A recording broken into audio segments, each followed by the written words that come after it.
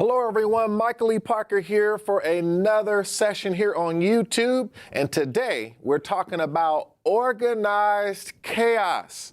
And this is the life of a real entrepreneur. I want to welcome you here to our YouTube channel where we are always looking for ways to help entrepreneurs be better leaders as well as professionals and those that just want to be successful in life. And as always, please make sure you subscribe, like, comment, do all the YouTube stuff to help support our channel. But today, we're going to talk about what it really means to have organized chaos as an entrepreneur. And really, that's how it feels. You know, there's a sense of chaos and chaotic environments that are always going on around an entrepreneur, and you have to find out how to organize that chaos into something meaningful. And so I want to welcome you here, and we want to really dig into this a little bit. There's a lot to unpack. There's a lot to think about. How do we make sense of how we approach our days, how we approach our work, how we approach the things that we do when there's so many different, variables. There's so many different things that are going on. Now today I got on my I am the CEO of my life shirt here. So if you want any of the URCO clothing, go to shop.urcl.com and shop away to wear some of this stuff that matters. Wear the movement, right? And live the life. And when we talk about living the life, I want you to think about something when we talk about, an entrepreneur. An entrepreneur is always trying to solve problems. In fact, when you think about entrepreneurship, we should think more about solving problems than we do what a CEO does, which is building systems and having systems in place to actually run a company. So an entrepreneur is always solving problems. That's the core of what an entrepreneur is. And we have to solve those problems every single day. And so if you're a real entrepreneur, one of the biggest problems that you will ever solve is the problem of how to get everything done, how to adjust to what is happening, how to really begin to deal with all the twists and turns. So some of the things I want you to know, some of the things I want you to keep in mind. Now, there's a lot of different elements, but, something that you always want to, think about is first I have to consider my mindset. It's important to have a clean environment, even, whether you work at home, whether you work in an office. When things are clean, you think better. And these are just a few fundamental things to keep in mind, right? When things are clean, you think better. Look for patterns, the ability to really understand your patterns. We're going to talk a little bit about that. But there's a few critical things that I want you to understand, some secrets that will help you be more successful at organizing the chaos. And we're going to talk about, chaos. We're going to go kind of into that a little bit. But before we do, I want to share something with you that is based on biblical principles and biblical history. Some of you know I've been an entrepreneur for over 2 decades, but I actually have been a minister longer than that, helping people in the community, all over for many years. And, that is something I really enjoy, studying the Bible, understanding even the history that goes around with that. I want to give you just a brief history lesson about something. I'm going to use the Bible as a framework, and I'm going to show you what this has to do with organized chaos of an entrepreneur. So this is a little bit of different thinking, so just bear with me. But I want you to understand some things about history and the Bible where it correlates to what we're talking about with organized chaos. Now, let's look at something for a minute. I want to show you kind of exactly how a day was even looked at in biblical times. Now let's switch here to my presentation here for a minute. So I want you to look here for a minute. So in biblical times, the evening would be from 3 to 6 p.m. Okay. And then midnight would be from 12 to 3, right? And then cock crowing time was from 3 to 6. Then you had 6 to 9 was the morning. And then the day was like 9 to 3. And then the evening came back from 3 to 6. So this is kind of, just understand it was a little bit different than how we see a day. I think in Genesis, it talks about how the evening and the morning was the first day. So it started with the evening and went to the morning. So I want you to understand this. This is very important for you as an entrepreneur if you really get this principle of how things were even established and communicated in the Bible. Now, let's look at another example. Here's a scripture in Deuteronomy that says, "But at the place which the Lord thy God shall choose to place his name in, there thou shalt sacrifice the Passover at even or evening." Here's the key, at the going down of the sun. Okay, so when the sun went down, because everything for them was driven by the sun, that's wasn't like our time system where we look at everything from the morning until 12 midnight. they did everything by the sun. In fact, in the Jewish traditions, and throughout the biblical history, the sun was used to measure a day, the moon was used to measure months, and stars were used to measure the year. They were all, ingredients that helped to measure time. Now, I want you to look at this. So there was the day, things called watches. And what the watches were, if you were in a city, right, like Jerusalem or any other city at the time where Israel was, they would be surrounded by a wall of protection. They would try to make sure that they were protected from anybody coming in to defeat them. So what they did is when the sun began to rise, they set up watches. So someone would be in a watchtower and they would watch to make sure no one came in. And I want you to understand this is very important because as entrepreneurs, we got to keep our watch up as well. You'll find out very quickly there's a lot of things trying to come in and destroy what we're trying to do as entrepreneurs. There's a lot of things that cause us to get distracted, so many things that take place. But they would have these watches. So the evening watch was from 6 to 9, and they would watch to make sure no one came in. Then from 9 to 12, now you're getting into the midnight watch. So it's a difference in saying morning, evening, cockcrow time, and morning in terms of the time of a day. And when you put watch on it, now you're letting us know this is at nighttime and you're watching to make sure, in other words, make sure that midnight could come, that no one came in and did something to us. So from 9 to 12, someone was watching. From cockcrowing time, from 12 to 3, someone was watching. Make sure because the sun was still not up. And then from 3 to 6, this was your morning watch. Before the morning broke at 6 a.m., you were watching to make sure nothing happened. And then finally, 6 a.m. came. So from 6 to 6 was considered a day. And then from the 6 p.m. to 6 a.m., there was these watches where they were watching during the night. So there was a lot of activity in the night to make sure that they could have the next day. So I want you to keep this in mind. Very important principle. Now, notice this scripture. This was a scripture that Jesus said in the book of John, are there not 12 hours in the day? So this is again showing that there was 12 hours in the day in terms of how they looked at time. So let's look at one point, there was only 3 watches. So they have from sunset to 10 p.m. And these are scriptures, if you're a biblical person, you can go and take a look at these and call it the beginning of the watches. And then the middle watch was from 10 to 2 a.m. And then the morning watch was 2 a.m. to sunset. And these are all scriptures that verify this. Now, when you look at this, these were different watches of time, all right? Now, later on, at the time that Jesus came to earth and we began to see him in the Gospels, they spoke of a 4th watch. So at that time in history, they had added a 4th watch. There was only 3 watches that you'll notice in what is called the Old Testament. But later when Jesus came, there was a 4th watch. And these watches look like this. So this kind of goes back to what I was talking about. There was 12 hours in a day that you see here, all right?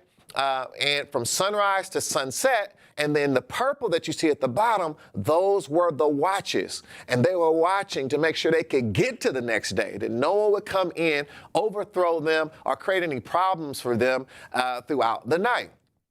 So essentially, everything was measured by the sun, how the sun went up and how the sun went down.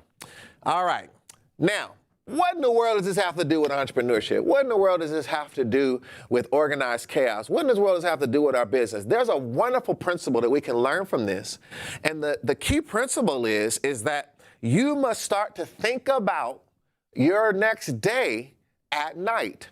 So I want to really let that resonate. If you see your day starting as the night before, in the way we measure time today, right? But if you see back to that type of thinking, that my day really starts the night before, I guarantee you will have a more productive day. So the key is, this was a principle set way back that is a beautiful principle to use as an entrepreneur, that if you start thinking the night before about what you want to get done the next day as a foundation, you will find that your days are more productive and you're better able to organize the chaos surrounding entrepreneurship. So this is something that is extremely important. A lot of people will just wake up and they face that day starting in the morning, right? They face that day starting that day. They start to think about that day when the sun rises. But if you start to looking at the evening, right, as the beginning, and you start to think about, what am I doing tomorrow? What is supposed to happen tomorrow? You're starting to watch, if you will, and look for the things that could destroy your day. What are the things that could potentially take your day away? Looking at your calendar, looking at your schedule, and starting to see, here's a part of my day where I can end up getting lost by this distraction. Here's a part of my day where I can really use this to get something done. I'm watchful that there's not more waste in my day than necessary. I'm watchful that they're from time stealers. I'm watchful for procrastination. I'm watchful for the things that maybe I didn't think through to make sure that I could get the most out of that day so I can have productivity. So being watchful and starting that watching at night is a beautiful principle to make sure that when you wake up, you can get the most out of that day. So I want you to consider that as a backdrop for the things we're going to talk about, because we want to always be thinking ahead of things. So as an entrepreneur, there's going to be things thrown at you all the time, but the more that you get in front of your day, in front of your work, in front of your responsibilities, you're going to be more successful. Now, when you think about all of these different things and all of these different elements, I want to take for a minute the word chaos, and we're going to really break this down. Now, I want you to remember this as an acronym for some things that are very, very critical. All right. Now, let's go to my whiteboard here for a minute, and I want to introduce you to a word, and this word is called contour. Now, contour is very interesting. Have you ever noticed these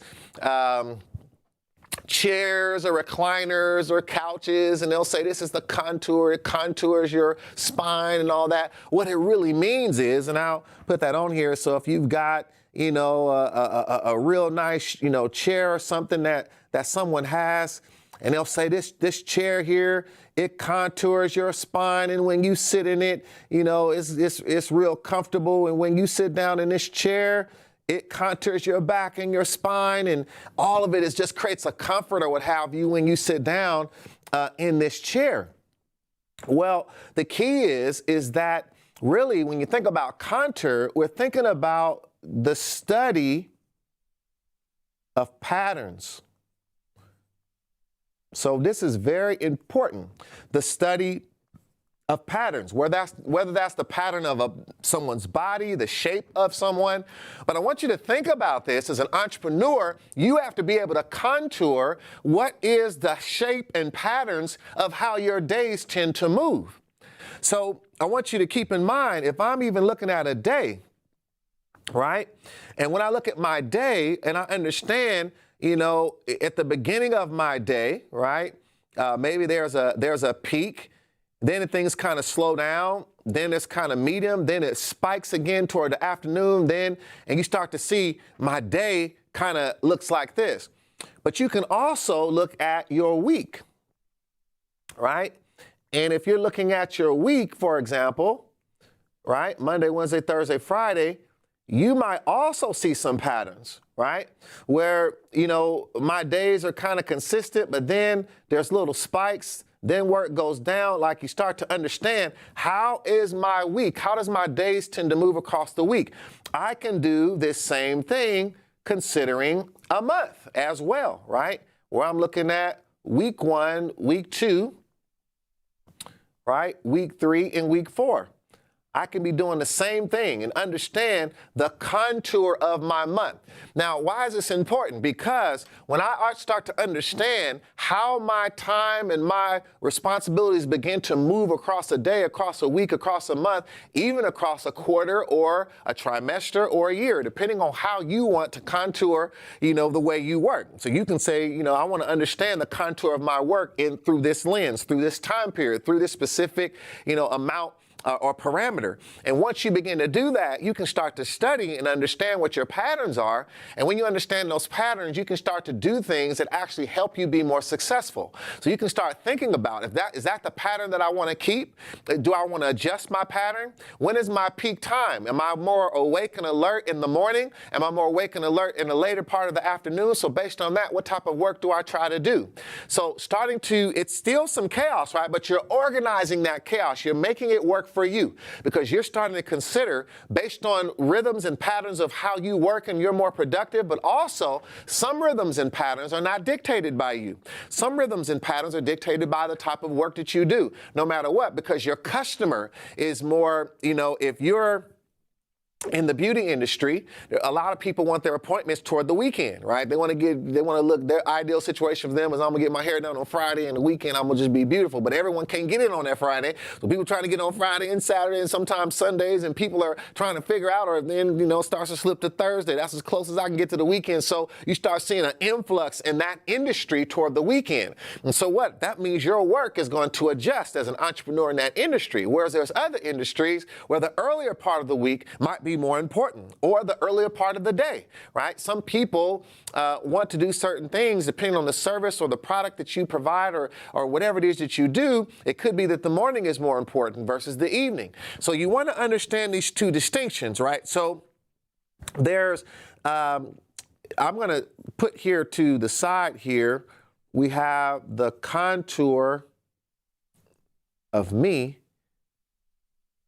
and the contour of them. And them here is the customer, the teams you work with, the other things that impact your business. The me is you in terms of what you like to do, how you like to work, and you try to build a bridge between these two worlds, right?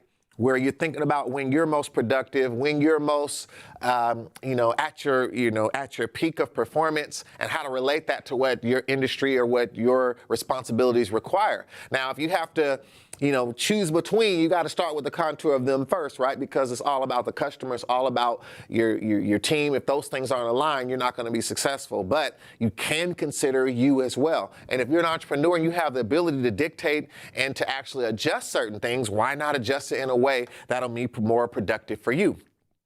All right, so this is very, very critical. Now, I want to introduce you to another word. Now, this next word is help, okay? Now, this is very important, and entrepreneurs make this mistake. When we talk about organized chaos, you also want to understand the areas where maybe you're not as in control as you want to be. So maybe you're not as organized as you want to be. Now, if you're just tuning in, we're talking about organized chaos, the life of a real entrepreneur. I want to remind everybody, please make sure and subscribe, hit that notification bell for all of our notifications, and make sure you comment here on our channel so we can keep good content like this coming to you. But we're talking about the word help. Now, when you think about the word help is something that entrepreneurs sometimes do not want to admit they need, right? So we must overcome the pride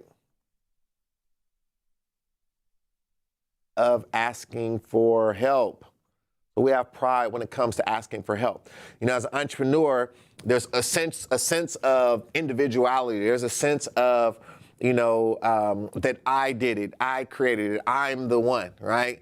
And we have to be very careful because sometimes that can really hurt you because you want to be willing to ask for help. You want to be willing to see when something is not your strength, when you need to begin to partner with a vendor or with a team member, or you need to let go of a responsibility because it'll help you to be able to organize the things that you're faced with better because you're allowing someone to do that is stronger in that particular area, right? So here's where we have to have a strong understanding of strengths and versus weaknesses, right? And we want to understand that because a lot of times our strengths are our greatest weaknesses at the same time. So people who like to speak sometimes won't listen, right? People who will listen won't speak up. So you have these different things. People who are very scheduled and organized don't know how to adjust to flexibility and be dynamic when the customer needs them to. So people that are really able to respond to adjustments very good have a hard time with schedules, hard to be on time, hard to do things consistently. So being able to understand that our strengths oftentimes create a weakness. And so when you begin to see that, the best entrepreneurs who are able to best organize the chaos of how to manage things, they're able to quickly discern of the areas that they need help. And they're not only able to discern the areas that need help, they're actually willing to go and get it. They're actually willing to go and do it. They're actually willing to go and get access to that so that they can get the benefit of it as quickly as possible. Because the longer you wait, the longer you are actually going to take to get where you really want to be as an entrepreneur. You have to begin to push yourself to be willing to not see help as something that is negative. You have to change that thinking, right? So help is positive and a sign of maturity. So keep that in mind. It's a sign of maturity, right? Very, very critical. This is something you have to see as a sign of maturity. You cannot get to this point where you let those emotions come in and you start to feel like, I'm lesser of an entrepreneur because I didn't have the answer, because I didn't know the solution. It's not about that, right? Asking for help is also, right, reading a book. Reading a book. Watching a video, being in sessions like you are now. You get help by being willing to put time, right? The key here is I'm investing time in getting help, right? And if you have to also invest money, you should also see that as a necessity. That is not a negative. You can't think that way. And if you won't spend money on products and services that help you, don't expect people to spend money on products and services that you have to help them. If you don't live that, if you're not about that, you won't be able to sell that to others. You won't be able to convince others that they should accept value in exchange for money because you won't do it, right? If you're a cheapskate about yourself, right? If you won't invest in things that you know will help you, if you will not put your money where your talk is, where your mind is, where what you say you want to become, and you won't invest in those things, well, how can you go and expect someone to invest in the things that you have for them? You have to first become that. You have to be that. And when you be that, then you're able to then portray something that is actually you and not something that you're just, wanting people to buy or to have from you. All right, so let's go to our next word here. So the next word that I want to explain to you today is the word agile. Agile. Now, being agile is really a special ability, okay? So being agile has to do with being flexible. Right? Now, you have to be able to adapt. I loved hearing Bruce Lee when he talked about his art of Jeet Kune Do, and he would talk about how you have to be like water, right? How we have to always be able to adjust. We have to always be able to adapt. When water is poured into a cup, it becomes the cup. When water is put into a teapot, it becomes a teapot. If it's put into a bowl, it becomes the bowl, right? It's able to adapt to whatever it is put into. And as an entrepreneur, you have to be agile. You cannot say, I have this schedule, no one touch it, this is what's going to happen, this is the clock, don't interrupt me. Well, no, you're serving a customer. When you're serving a customer, you have to be able to be agile. That's why we talk about organized chaos, because we can even understand the patterns of the chaos. If we begin to study the contour of how things move, then we're able to see the types of things that tend to happen, even the things that that tend to interrupt, the things that tend to happen unexpectedly, you can start to understand the patterns of that and prepare for it. So you can say, I can't control what's going to happen, but I notice there tends to be more interruptions on Wednesdays. I don't know how many there'll be, but I know there tends to be interruptions. So I'm going to prepare for that and have things in place that make it my ability to quickly respond to that more easy. I'm going to have a template ready, a checklist ready. I'm going to have something prepared so I can be agile, right? So think about it. Agile has to do with awareness, being aware of the need, being aware of the situation, being aware of the dynamics of what you're doing and who you're doing it for. All of this is tied to it. Being able to think quickly. Now, I talked about this in another one of my sessions about think slow, move fast, where you want to know how to think slow when it comes to making important decisions. When it comes to agility, we have to learn how to think fast because something has happened where you don't have the time to think slow. So I also have to be able to think quickly. I have to be able to adapt. I have to be able to, say, here's all the things that I'm seeing. Here's all the things that are going on. Let's do this to get the most out of it. Let's do that to get the most out of this. So a lot of times people don't have agility because they're too stuck. They're stuck into, the comfort of what they're used to, and they're not able to step out of that because the need required it. And you have to be able to see when that is the necessity, when that is important, right? So really keep this in mind. This is so important. And this kind of leads to the next word, which is options. Okay? So something we have to do as entrepreneurs, we have to quickly be able to know how to consider all options available. Okay? So even though I'm on the move, even though I'm agile, even though I'm getting things done, I have to still understand all the options that are available to me, right?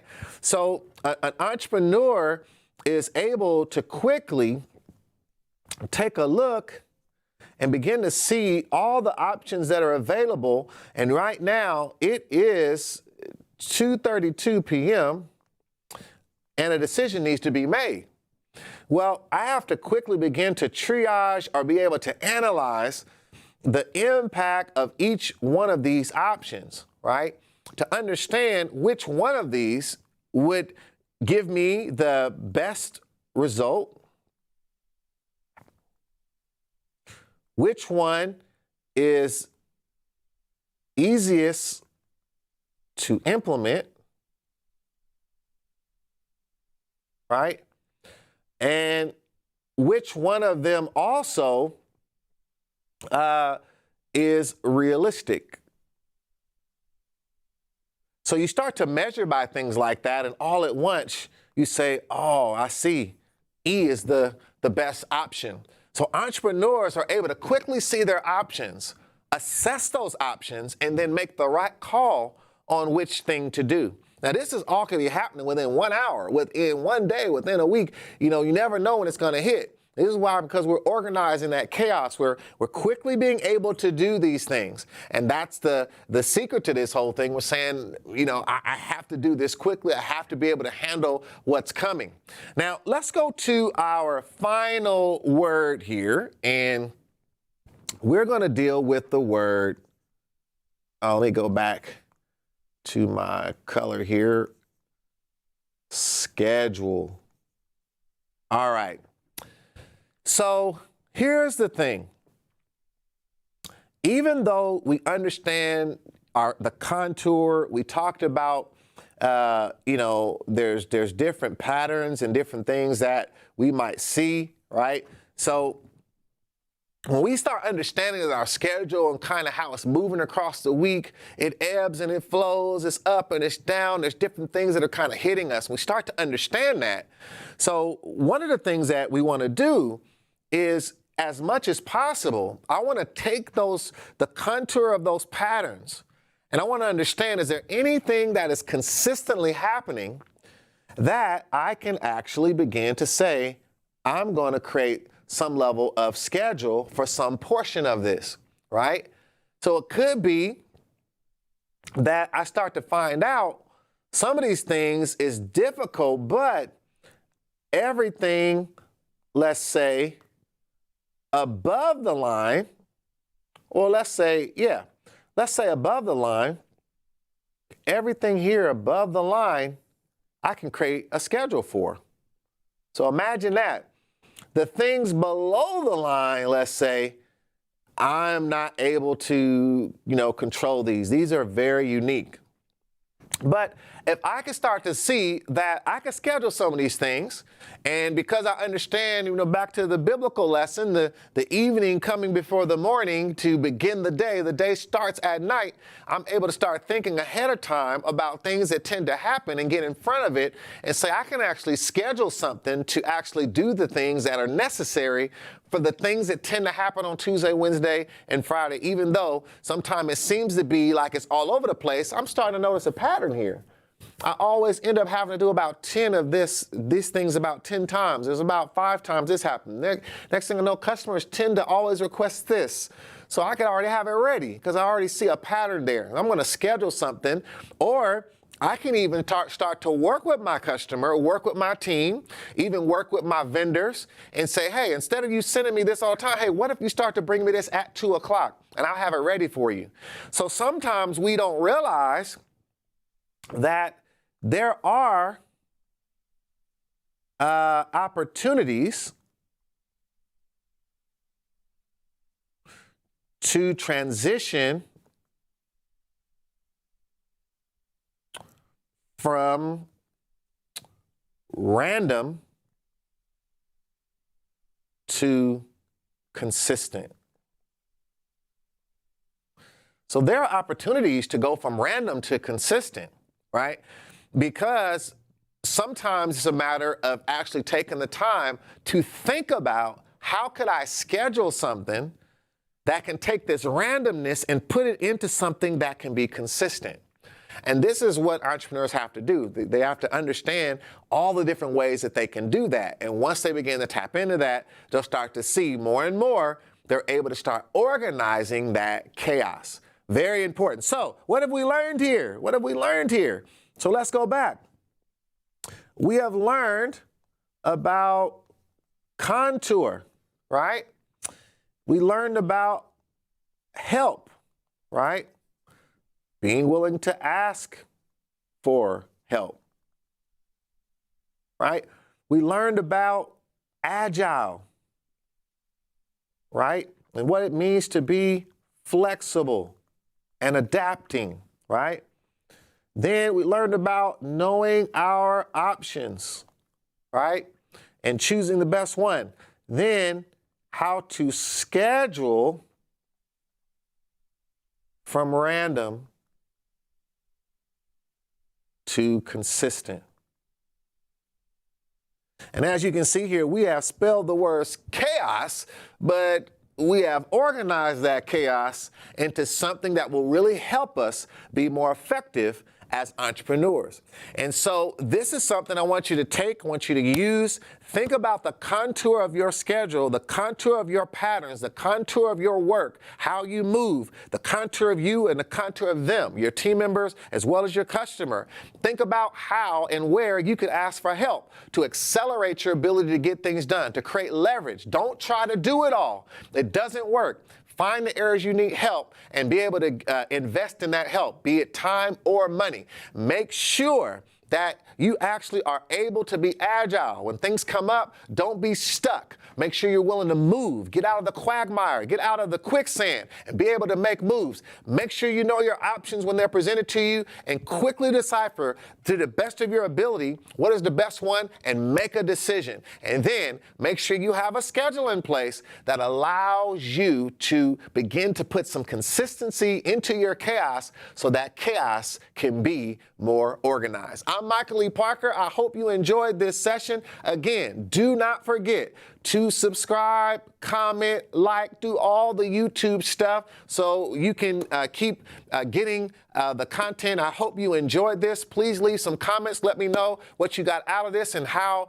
it relates to some of the things that you do and things that you deal with. I want to remind you, if you are an entrepreneur and you're looking for leadership training, I am offering a leadership training right now for free worth over $5,000. And you can find that at thepowermember.com/test-drive. And you can take a test drive of that leadership training. So feel free to stop through there. And as always, be prepared for our next video. We got some wonderful things coming at you very, very soon. I'll see you all soon. I'm Michael Lee Parker. Until we meet again.